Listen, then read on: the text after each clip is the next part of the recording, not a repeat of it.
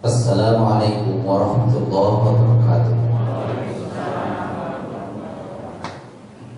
Dengan mengharap ridho Allah Subhanahu wa ta'ala bersama kita ikrarkan dulu ikrar kita.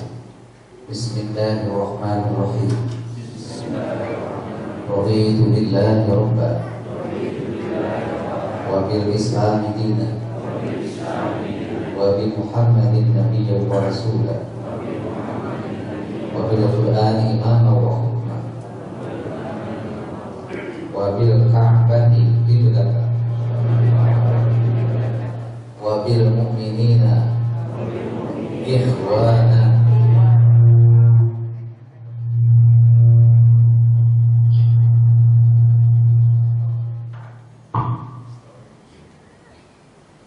wa tabarra'na min kulli dinin yukhalifu dinal Islam. Asyhadu an la ilaha illallah wa asyhadu anna Muhammadar Rasulullah. Allahumma shalli ala Muhammad wa ala ali Muhammad. Amin ya rabbal alamin. Allahumma inna nas'aluka ilman nafi'an. Ya Allah, datangkan pada kami di majlis surga ini, majlis ilmu ini ya Allah, dengan ilmu yang bermanfaat, ilmu yang mengantarkan kami pulang menghadapmu dengan husnul khotimah, wa fahman zakiyya wa amalan mutaqabbala wa rizqan wasi'an halalan thayyiban wa shifaa'an min kulli da'in wa saqamin bi rahmatika ya arhamar rahimin. Walhamdulillahi rabbil alamin. Guru kami, guru kita bersama Ustaz Haji Abu Salim, sekaligus ketua DKM Masjid Al-Barokah. Semoga hidup beliau diberkahi Allah Subhanahu wa taala. Juga termasuk kita jamaahnya semua diberkahi di dunia. Allah lipatkan kebaikan-kebaikan kita, dan kita berusaha untuk cepat taubatan nasuha bila banyak kesalahan yang kita lakukan. Tujuan kita sama, ingin pulang menghadap Allah dengan menerima tamu kemuliaan malaikat Israfil. Mudah-mudahan kita senang banget bertemu dengan malaikat, senang banget bertemu dengan malaikat susah ngomong apa ya, malaikat maut. Mudah-mudahan kita bahagia bertemu dengan malaikat Israfil. Mudah-mudahan husnul khotimah. Hadirin jamaah rahimakumullah, pada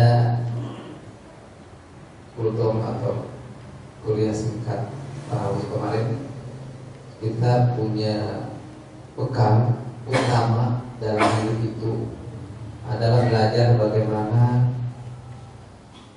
hidup ini diambil dari hikmah perjalanannya sebulan selama bulan Ramadan.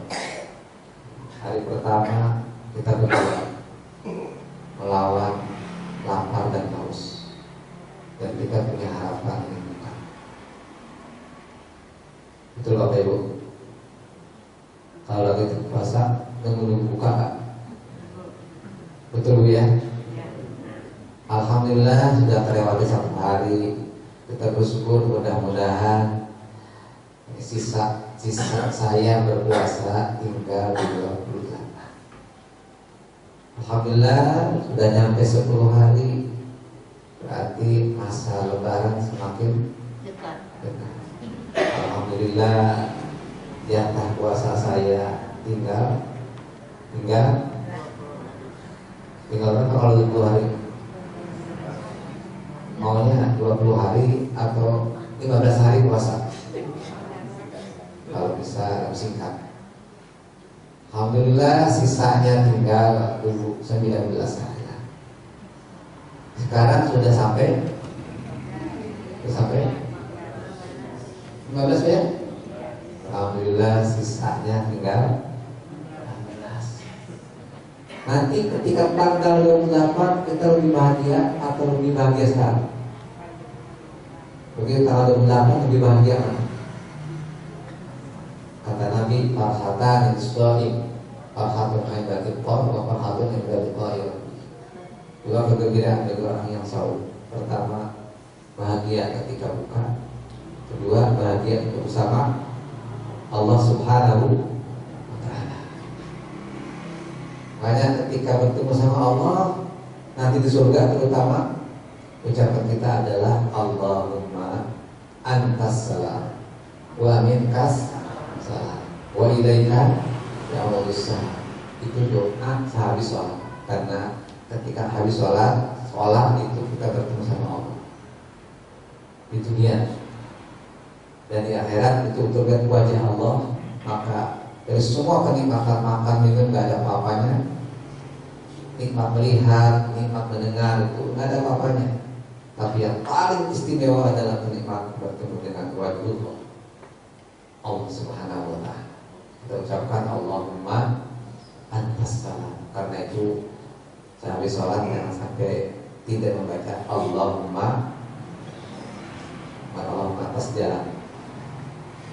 Ibu bapak yang saya muliakan, artinya perjalanan kita puasa itu dengan letih lelah, banyak masalah hidup ini, berakhir dengan datangnya buka terlebih Idul Fitri.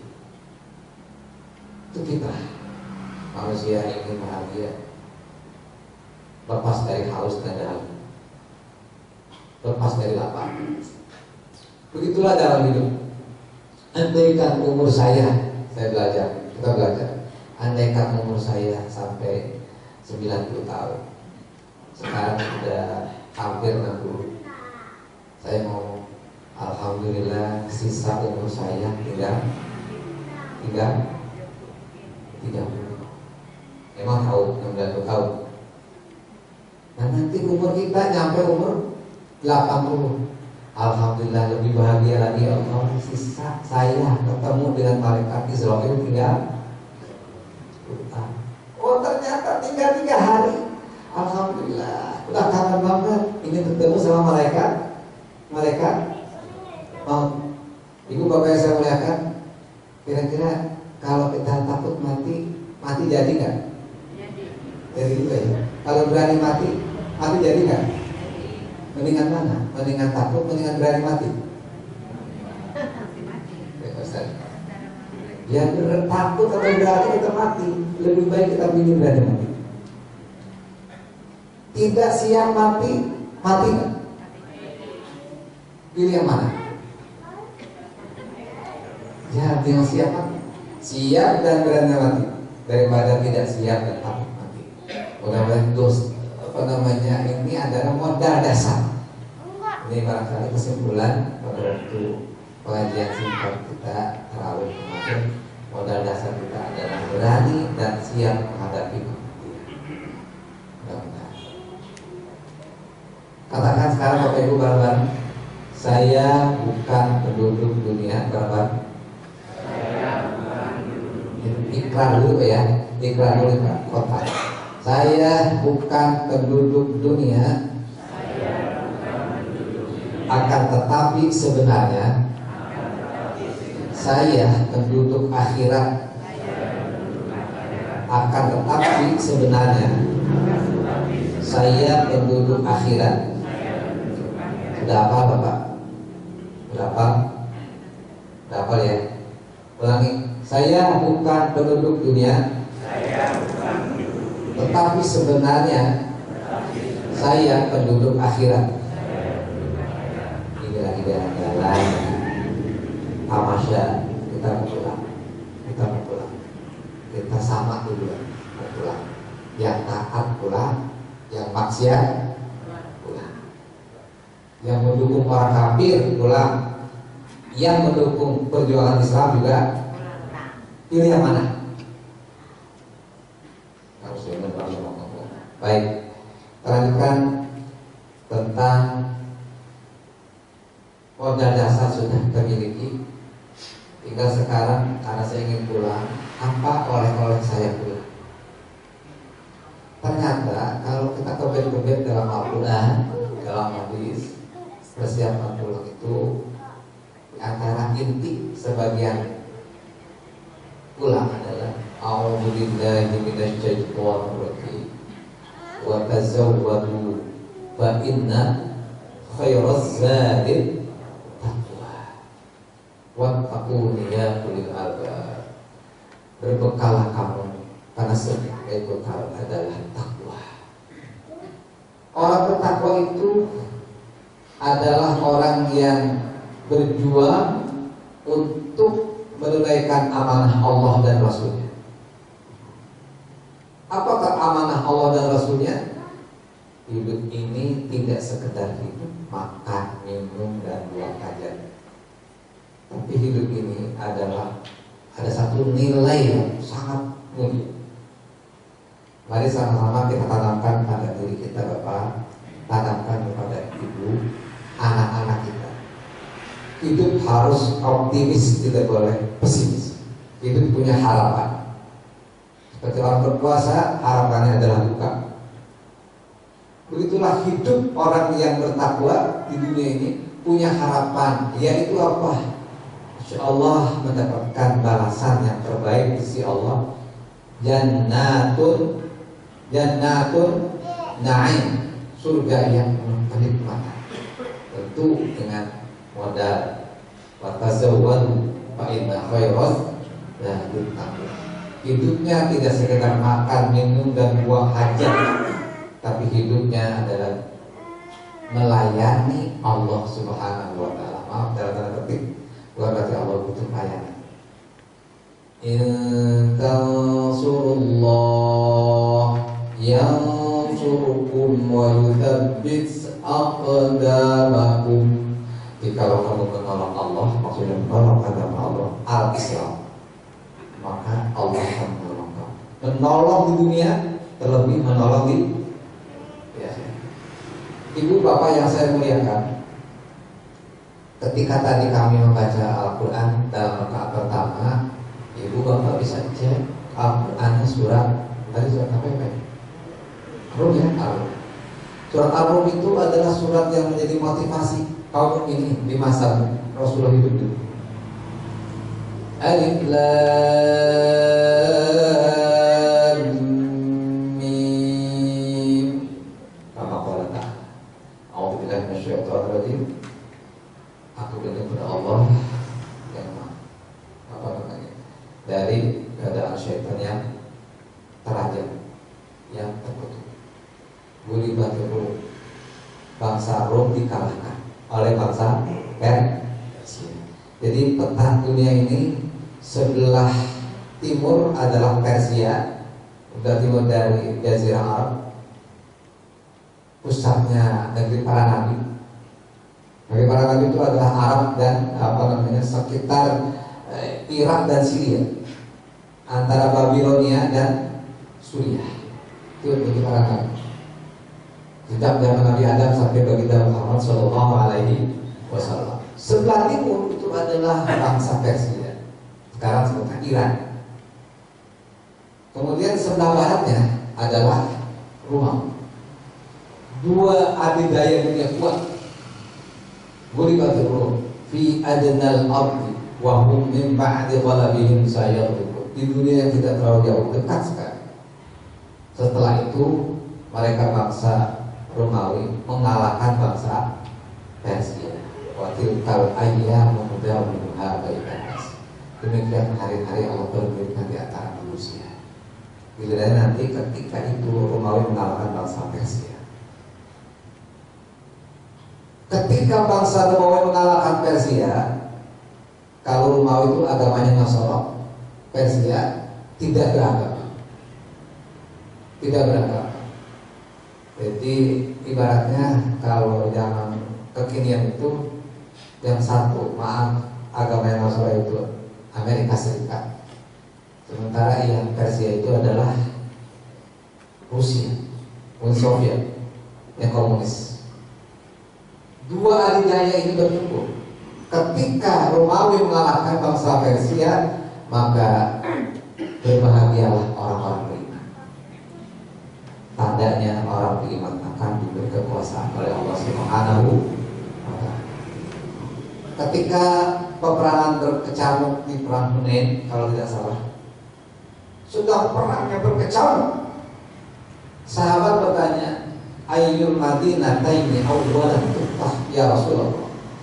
Ada dua kota yang akan dibebaskan, akan dimerdekakan oleh kaum muslimin.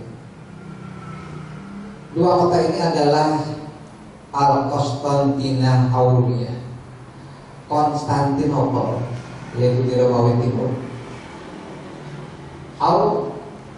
Rumia atau Roma. Roma itu adalah Romawi Barat.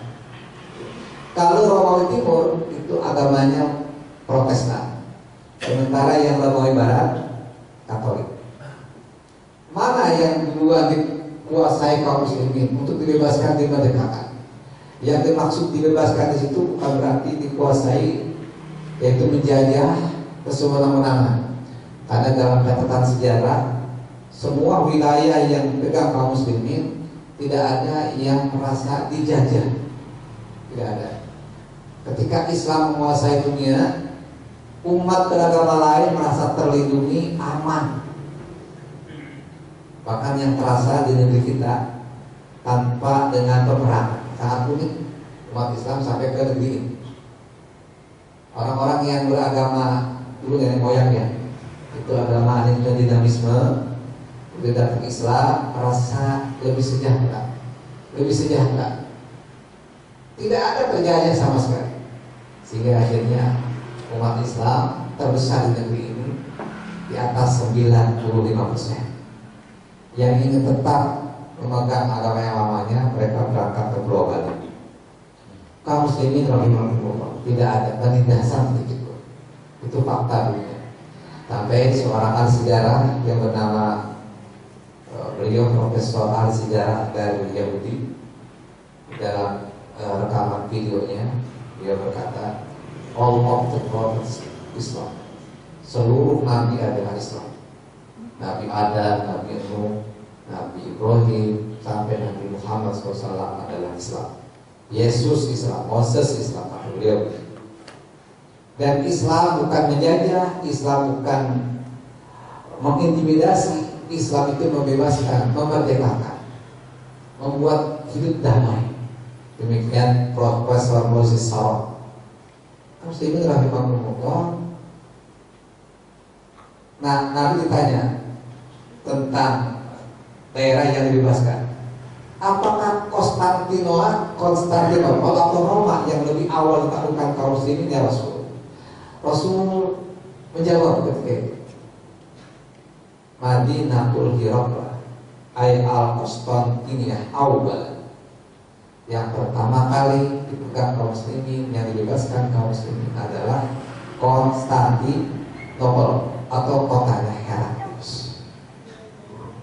Nah, kalimat Nabi ini memicu dan memacu para sahabat Nabi ingin menaklukkan, dalam arti yang positif, ingin bagaimana membebaskan kota Konstantinopel. Perjalanan sejarah dari hari ke hari, bulan ke bulan, tahun ke tahun, tidak ada bukti. Ternyata subhanallah, lahirlah seorang anak yang perkasa di usia 7 tahun sudah hafal Quran 30 juz.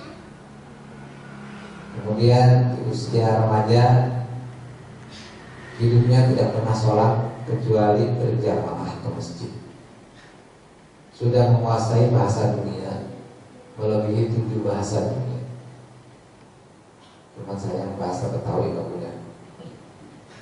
Dalam bahasa Betawi yang bagus lah orang bagian.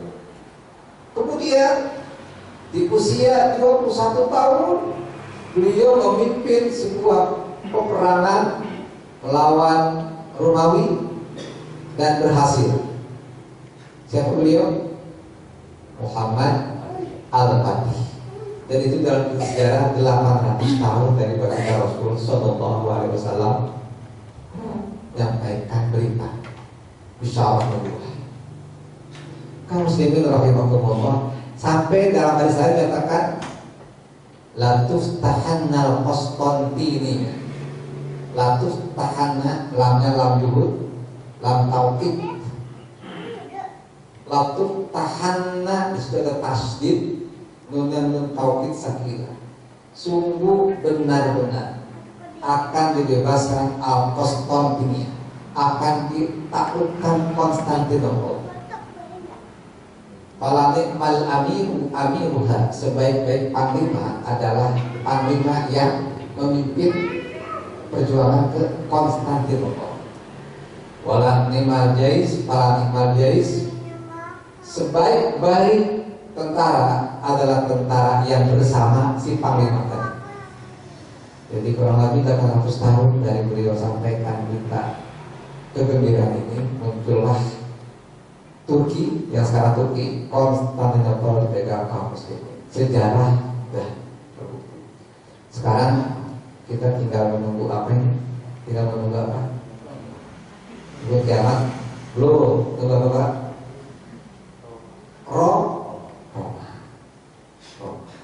Bapak Ibu yang saya muliakan, kalau kita pengen buang air seni, maaf kencing, cari-cari toilet nggak ada, kita bisa nahan kencing nggak? Ini ibarat maksudnya. Ketika kita pengen buang kencing, lalu cari toilet nggak ketemu, di mana toilet? Bisa menahan nggak? Bisa menahan nggak? Masih lumayan masih bisa. Tapi begitu pengen buang air kencing, maaf, lalu dari dalam 100 meter sudah kelihatan yang namanya toilet kelihatan gitu. Kira-kira kita gimana? Semakin jadi kan kepengennya terangsang Pak, terangsang, betul kan? Nah tadi beliau menyatakan bahwa priorisasi kaum muslimin itu ada 5 tahap. Kalau misalnya ini remaja hafalnya hadis, dan hadis nggak apa-apa gambarinnya, gampang banget. Ini juga riwayat Imam Ahmad. Tadi yang kedua pertama itu riwayat Imam Ahmad bin Hanbal. Takunun nubuwwatu fikum ma sya'allahu an takuna, thumma yanfa'uha idza sya'a ay yanfa'aha. Kalian berada pada masa Nabi lah yang memimpin dunia ini. Meskipun dari tingkat kecil, Madinah sekitarnya terus sampai Jazirah Arab, itu Allah kehendaki. Suatu saat Allah hilangkan jika Allah kehendaki. Summa takunu khilafatan ala minhajin nubuwah, fatkunu masya Allahu an takuna, summa yarfa'uha idza sya'a ay yarfa'aha.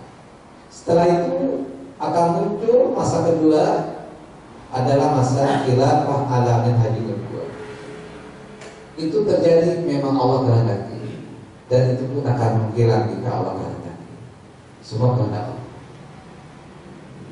Makanya di beberapa tempat tertentu ketika sholat tarawih Pak, yang sering diucapkan sampai itu Nabi Muhammad Sallallahu Alaihi Allahumma sholli ala sayyidina Nabi Sabi dan Khalifatul Awal Abu Bakar Siddiq, Khalifah Tsani siapa? Umar bin Khattab. Ketiga Utsman bin Affan. Keempat Ali bin Abi Thalib.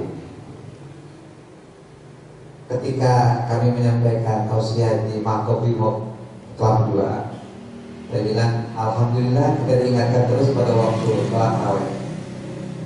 Pertama Nabi, beliau memimpin. Kemudian masa terbaik kedua, yaitu masa Khalifah Rashidah. Dalam bahasa hadis saya bilang khilafah ala minhajin nubuwah. Yang kata Nabi 30 tahun. Kita sebut-sebut Abu Bakar Siddiq radhiyallahu anhu, Umar bin Khattab radhiyallahu anhu. Siapa lagi? Utsman bin Affan radhiyallahu anhu. Kemudian Ali bin Abi Thalib. Kita dikasih mengingatkan masa terbaik kedua. Sampai-sampai ada doa kami. Allahumma ij'alna bil imani kamili wa li faraidika muaddi. Terus sampai ada bunyi wa tahta liwa'i Sayyidina Sayyidina Muhammadin yaumal qiyamati Sa'irin. Ustaz, saya bilang ini kata-kata itu menghujam sekali. Di sini nggak dibaca, jadi ya murid nggak bisa. Oke, Bapak. Jadi Bapak jangan berdoa. Kita minta, saya bilang ke jamaah di Makobrimob, kita minta di akhirat nanti agar kita berada pada naungan benderanya liwat Rasulullah Sallallahu Alaihi Wasallam. Jadi Rasul itu punya bendera, apa ini Rasul? Apa namanya? Liwat. Dalam hadis nyatakan liwat itu warna dasarnya putih. Ya, tulisannya La ilaha Muhammadur. Warnanya apa? Putih apa hitam? Itu ya. Saya tanya mengapa warnanya bukan putih? Ya kalau warna dasarnya putih, tulisannya putih, hanya kelihatan begitu. Jadi itu liwat, itu bentuknya benderanya putih, tulisannya La ilaha illallah Muhammadur Rasulullah, tulisannya hitam. Itu liwat.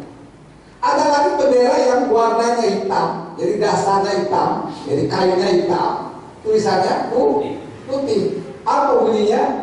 Sama. La ilaha illallah Muhammadur. Saya jelaskan. Yang untuk yang kedua itu namanya royan. Ingin tahu royan? Kita lihat royan itu pada waktu di Monas dulu, di belakang itu. Monas Pak, yang gede kali ya. Ternyata yang ditulis oleh kawan-kawan di UIN anak-anak mahasiswa itu tanpa ada yang tahu, besar sekali. Itu bendera umat Islam dari Sabang sampai Merauke, dari Merauke sampai Maroko, dari Maroko sampai Jakarta Barat, Meruya sampai Meruya. Itu bendera Rasul, kebanggaan umat Islam. Bukan benderanya ISIS, bukan benderanya teroris, apalagi. Dan kawan-kawan, sahabat kita, teman kita, saudara kita seiman, Hizbut Tahrir pun mengatakan ini bukan bendera kami, bendera Rasul. Cuma kawan-kawan Hizbut Tahrir memperkenalkan ini bendera Rasul. Kami sampaikan di Makobrimob seperti itu. Kamu sendiri rahimahumullah. Di dunia kita berada pada naungan liwatnya Rasulullah SAW. Mudah-mudahan di akhirat itu bersama benderanya liwatnya Rasulullah Sallallahu Alaihi Wasallam. Jadi kalau di dunia dia akrab dengan Rasulullah dan orang-orang yang dekat dengan Rasulullah, para sahabat, tabi'in sampai sekarang, insya Allah di akhirat bertemu dengan Nabi Sallallahu Alaihi Wasallam. Kalau di dunia dia sudah tidak akrab dengan Nabi, dengan sahabat Nabi, dengan para tabi'in, dengan orang-orang yang perjuangkan kalimat Allah La ilaha illallah Muhammadur Rasulullah dengan bendera liwatnya, jangan harapkan nanti kita dapat liwatnya Rasul di akhirat nanti. Berarti kesimpulannya orang yang mendapatkan naungan liwat Rasul adalah mereka para pejuang Islam yang membela Al-Quran, bukan membela orang yang menghina Jelaskan. Gampang Pak ya? Kami sampaikan di Makobrimob seperti itu. Nah ini kalau ada rekamannya ini ulangnya sebenarnya. Kalau sendiri rahimahumullah. Itu masa khilafah alamin hari kedua. Yang kedua 30 tahun namanya. Dalam sebuah keterangan ternyata masa khilafah kedua itu 30 tahun dari Abu Bakar, Umar, Utsman, Ali radhiyallahu anhu itu 30 tahun kurang 7 bulan. Digenapkan selama 7 bulan oleh anak dari Ali bin Abi Thalib karramallahu wajhah. Siapa? Hasan bin Ali bin Abi Thalib radhiyallahu anhu. 7 bulan beliau memegang pemerintah. Kamu muslimin rahimakumullah. Lalu kata Rasul, "Summa takunu mulkan awan." Fatakunu masya Allah ayyakun summa yarfa'uha idza sya'a ayyaf'aha. Ini Nabi menyampaikan belum terjadi. Setelah itu kalian nanti pada masa mulkan apa? Kerajaan-kerajaan yang masih menggigit, itu masa khilafah juga. Apa? Menggigit syariat Allah. Allah itu menggigit Kita tak memiliki hukum Allah. Maksudnya apa? Hukum Allah bukan hanya sekedar hukum sholat, hukum puasa, hukum wudhu, hukum-hukum yang berkaitan dengan ibadah makhluk. Hukum kehidupan, ekonomi, budaya, politik, kehidupan itu berlangsung dalam sejarah sekitar kurang lebih 13 abad. Dan satu-satunya di dunia ini negeri Islam itu sambung menyambung Pak. Sama Qardawi dalam tulisannya Al-Ummatul Islamiyah Haqiqahul Syekh Yusuf Qardawi, dia mengatakan bahwa dunia Islam itu wilayahnya sambung menyambung. Kalau dunia Barat, dunia non-Muslim itu terpisah-pisah. Hebatnya kaum muslim itu. Jadi subhanallah. Yang terpisah wilayah Islam adalah di Kukusan, Pak. Bapak itu tahu Kukusan nggak? Belum tahu, Pak? Sebelah sana Amerika dikit. Ternyata yang terpisah itu dipisah sama laut adalah kita Nusantara. Nusantara termasuk Indonesia, Singapura, Malaysia, Filipina, itu Melayu semua, dan semuanya Islam. Kamu sendiri rahimahullah, begitu hebatnya Islam. Dan ternyata yang berpisah itulah yang paling unik Islam. Paling unik. Kita ini paling unik. Makanya dunia sekarang sedang bangga dengan umat Islam di negeri ini. Terutama pada aksi 212. Ini aksi fenomenal.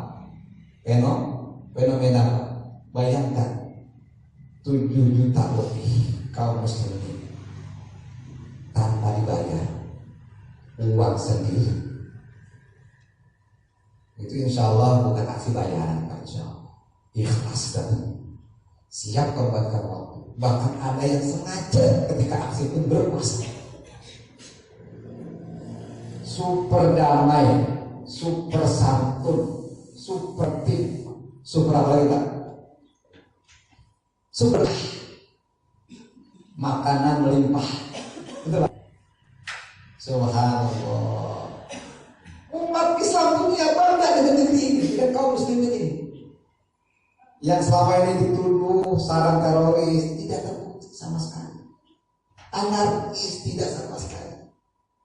Sebab yang diminta kaum muslimin ketika itu bukan benci kepada agama lain, bukan benci dengan suku lain atau bangsa lain. Apakah Cina? Tidak ada.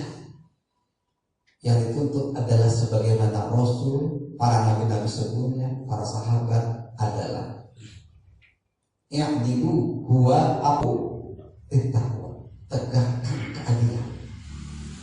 Apalagi yang kedua, buang kezaliman. Dan ini tercatat dalam preambul pembukaan Undang-Undang Dasar kita. Ada ya? Bahwa kemerdekaan itu adalah hak segala bangsa. Maka oleh sebab itu penjajahan di atas dunia harus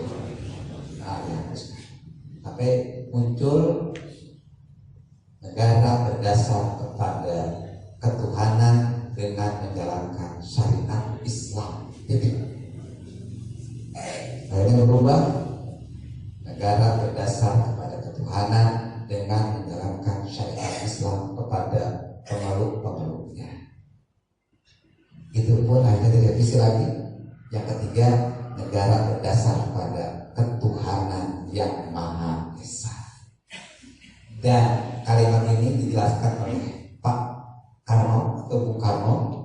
Saya punya rekamannya. Dia katakan bahwa kalimat ketuhanan yang Maha Esa adalah kalimat tauhid, la ilaha illallah. Berarti negeri ini dasarnya adalah la ilaha illallah. Mungkin masih tahu Undang-Undang Dasar pasal berapa ya? Subhanallah.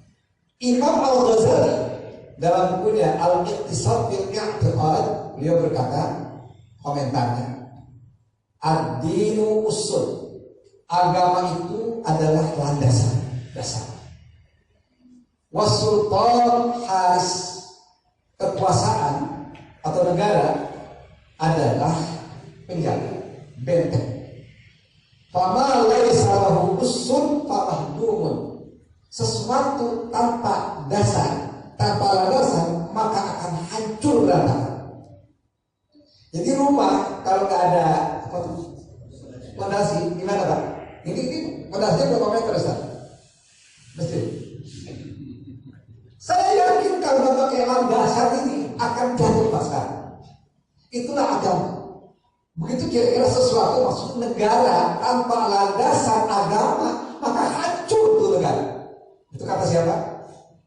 Seorang ahli tasawuf, siapa? Imam Al-Ghazali dalam kitab Al-Iqtisad fil I'tiqad. Yang kedua, wa ma laisa lahu harisun fadha'i', sesuatu yang tanpa benteng, tanpa penjaga, tanpa pagar, tanpa tembok, maka dia akan bagaimana? Bapak punya kambing taruh nggak ada kandangnya, kira-kira gimana? Hilang Pak, itu pergi kambing, begitu kira-kira. Begitu kira-kira agama yang tanpa dibentengi oleh kekuasaan sultan nasir, gitu ya, kekuasaan yang menolong, maka agama akan hilang. Betul Pak? Negeri kita agamanya hampir hilang apa enggak? Kalau kekuasaannya bukan kekuasaan yang menolong, kan kita baca Rabbi adkhilni mudkhala sidqin wa akhrijni mukhraja sidqin waj'alni min ladunka sultanan nasira. Baca kata-kata subhanallah, sampai Imam Al-Ghazali seperti itu berbicara. Kami katakan, ada bertanya kepada saya, teman saya ngajar Pancasila juga, selain ngajar statistik. Pak, sebenarnya kok sekarang lagi dibentur-benturkan antara agama dengan Pancasila. Bagaimana dibetulin? Jadi agama itu ibu, ibaratnya ibu. Kalau manusia ini anak manusia, agama itu ibu, Pancasila itu anak. Bapak Ibu, kira-kira ibu bisa dipisahkan sama anak kan? Ibu bisa dipisahkan sama anak kan? Nggak bisa, DNA-nya masih ada. Nggak bisa. Anak itu tidak akan besar tanpa disusui sama ibunya. Jadi apa namanya, Pancasila itu tidak ada arti sama sekali tanpa ada agama. Karena lahirnya Pancasila dari ibu. Siapa ibunya? Agama. Kaum muslimin rahimakumullah, kita bersyukur di negeri ini. Sampai-sampai maaf, seorang Syekh Yusuf Al-Qaradawi, Al-Ummatul Islamiyah Hafizah Lawa, kebangkitan Islam, kejayaan Islam masih terjadi. Awwaluhu min Jakarta, pusatnya dari pusat Depok. Kaum muslimin rahimakumullah, negeri-negeri di luar kita bangga dengan umat Islam negeri ini. Tidak ada aksi besar itu, super damai, super bersih. Sekarang ini bentuk-bentukan negara barat sekali membenturkan, sana ada bom panci macam-macam. Arahnya kemana arahnya? Teroris kepada umat? Nggak ada buktian, karena sudah terbukti dari 7 juta lebih manusia. Nggak bisa Pak, nggak bisa. Semakin dihina, semakin dicaci, semakin difitnah, semakin jadi persatuannya. Betul Pak? Semakin kuat kita, semakin kuat. A'udzubillahi minasyaitonir rajim. Man yartadda minkum 'an dinihi fasawfa yatillahu biqaumin yuhibbuhum wa yuhibbunah. Adillatin 'alal mu'minina 'izzatin 'alal kafirin. Dan seterusnya. Yujahiduna fi sabilillah. Ya yujahiduna fi sabilillah wa la yakhafuna lawmata la'im. Yu'tihi may yasha. Wallahu dzul fadlil. Jadi semakin kuat, semakin kuat. Ada fenomena kalau ingin terkenal apa ya? dikuliti, dibully, gitu Pak. Semakin digabungkan semakin kuat. Itu teori fisika, semakin jadi. Kaum muslimin rahimakumullah, ini adalah kondisi yang sungguh betul-betul Allah sedang sayang dengan umat Islam ini. Sedang sayang. Kita disayang. Pertanyaannya, apakah yang termasuk orang yang disayang atau yang dibenci sama Allah Subhanahu wa Ta'ala? Hadirin jamaah rahimakumullah, jadi ibarat toilet sudah kelihatan Pak. Ini ada masa mulkan jabari yata. Yang keempat akan muncul summa takunu mulkan jabari yata. Fatakunu masya Allahu ayyakun. Tsumma yarfa'uha idza sya'a ayyarfa. Masa ketiga sudah hilang. Keempat muncul mulkan jabari, kekuasaan sombong, kekuasaan yang memaksa. Mengapa? Hukum itu tidak menggunakan hukum Allah, hukum buatan manusia. Ya kata Nabi 14 kata beliau, takunu sanawatul khadda'an, terjadi tahun-tahun dengan penuh penipuan. Yusaddiqu fihal kadhib, orang-orang pembohong dipercaya, orang pembohong dibenarkan. Wa yukadzibu fihas shadiq, sementara orang-orang jujur, orang-orang membela agama, membela negara dengan landasan agamanya itu didustakan. Dibully, kalau kita dibully, dikuliti, itu terjadi. Sementara berikutnya orang yang khianat diberi amanah, orang yang amanah justru dibuang. Kaum muslim, ini terjadi. Kata Nabi menjelang akhir-akhir zaman. Tapi kata beliau, manusia yang berada di masa itu adalah yang paling beruntung. Di masa Nabi, ketika Nabi ditanya, adakah umat yang terbaik dari kami ya Rasul? Kata sahabat, kami berjuang bersamamu, kami berperang bersamamu ya Rasul. Adakah yang lebih hebat dari kami? Nabi menjawab, tuba liman ro'ani wa amana, summa tuba sab'a marrat liman lam yarani wa amana. Beruntung orang yang melihat saya, dan beruntung orang yang melihat saya dan beriman kepada saya. Para sahabat maksudnya. Beruntung sampai 7 kali untungnya mereka yang tidak melihat saya tetapi sangat beriman kepada saya, berjuang demi agama. 7 kali lipat. Subhanallah. Nanti akan muncul yang ke babak kelima, summa takunu khilafatan ala minhajin nubuwah. Inilah masa-masa di mana Roma akan dipegang kaum muslimin. Akan muncul khilafah ala minhajin nubuwah, summa sakat. Lalu beliau diam. Rawahu Ahmad. Tapi bukan Ahmad Nawawi, Ahmad bin Hanbal, Imam Ahmad bin Hanbal. Ini hadis sahih. Karena masa ke-1, kedua, ketiga sudah, masa keempat sedang kita saksikan. Bayangkan Bapak Ibu, ini ke-5, ini ke-6. 4 dan 5. Ibaratnya kita ingin buang air seni, sudah ada, mau kelihatan toilet. Kira-kira keluar ya apa air seni kita? Begitu, nggak bisa dibendung, nggak bisa. Ini air deras, dibendung ke sini, jatuh air pada yang lain. Dibendung ke sini, wah. Makanya di Jerman semakin banyak kaum muslimin, di Inggris semakin merajalela umat Islam, dan semakin banyak terus.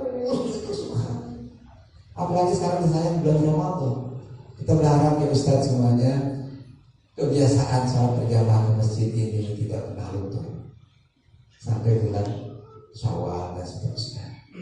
Ustaz, terima kasih barangkali sebagai pembuka. Mudah-mudahan Arjo boleh tanya. Iya tadi beliau ya. Kalau beliau jangan bertanya, beliau nambahin. Arjo kum. Kaum muslimin rahimakumullah, terakhir mudah-mudahan kisah terjadinya babak kelima dan ini tidak lama lagi insyaallah. Mudah-mudahan kita bukan sekedar menonton, apalagi mudah-mudahan kita sebagai orang-orang yang memperjuangkannya, sebagai bukti sejarah. Semalam saya habis ngisi tarawih di Depok Timur, kawan-kawan kepengen juga datang ke Istiqlal. Kami pulang ke Istiqlal sampai jam 2 malam, subhanallah masih ramai di Istiqlal. Semangat kaum muslimin, insyaallah jadi teladan untuk negeri ini. Wabillahi taufiq wal hidayah. Assalamualaikum warahmatullahi wabarakatuh. Jazakallah kepada Al-Mukarram Dr. Haji Ahmad Nawawi MA yang telah menyampaikan kebangkitan Islam yang pada saat nanti Imam Mahdi akan membawa Panji la ilaha illallah, maka di saat itu kita harus mendukungnya. Ciri-cirinya adalah dengan membawa Panji la ilaha illallah. Ya?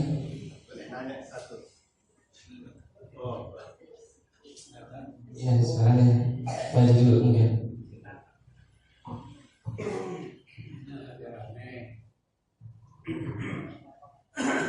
Assalamualaikum warahmatullahi wabarakatuh. Asbarukum syukran katsiran. Saya senang sekali digambarkan aksi damai tadi, sampai kendati pun banyak bis-bis yang kemarin ditolak polisi, benar kan? Dijaga polisi, diperiksa polisi, disuruh balik. Bahkan kalau lu ngangkut orang Islam, istilah apa ditutup, itu perusahaan. Sekarang saya bertanya, ada hadis yang mengatakan man dakhala sultan faqad khan, yang memasuki rumah raja itu ya udah khianat. Sekarang banyak juga saudara kita yang pro kepada pemerintah, yang ikut-ikut apa namanya memojokkan orang-orang muslim.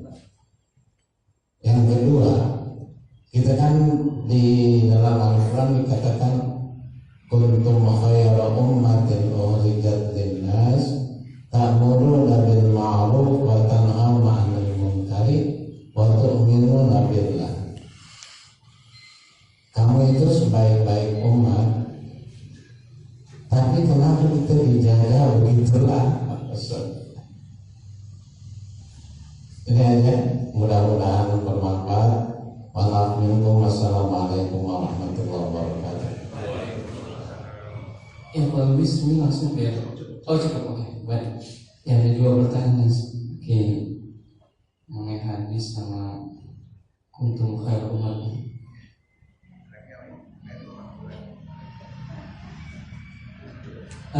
Mau sekarang? Oh udah cukup, cukup katanya pakai ini.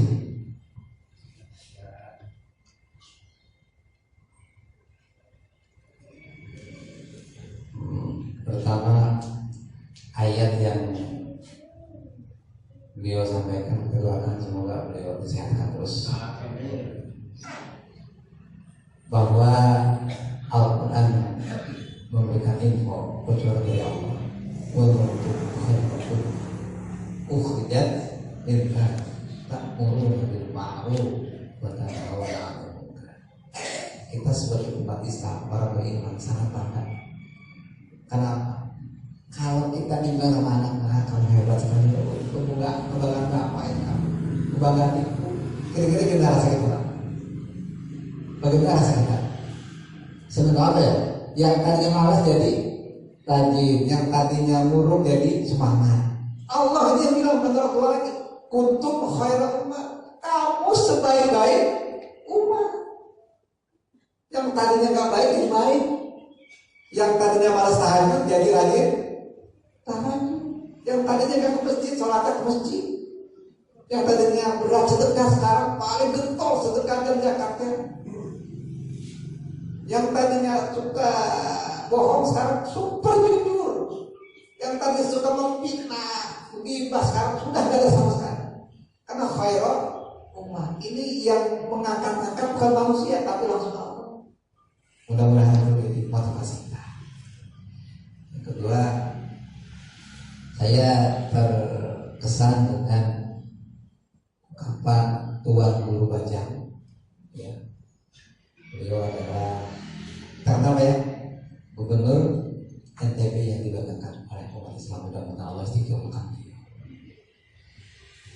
Dia katakan peradaban Islam itu memang bisa hancur bukan dari faktor luar, tapi justru dari faktor dalam.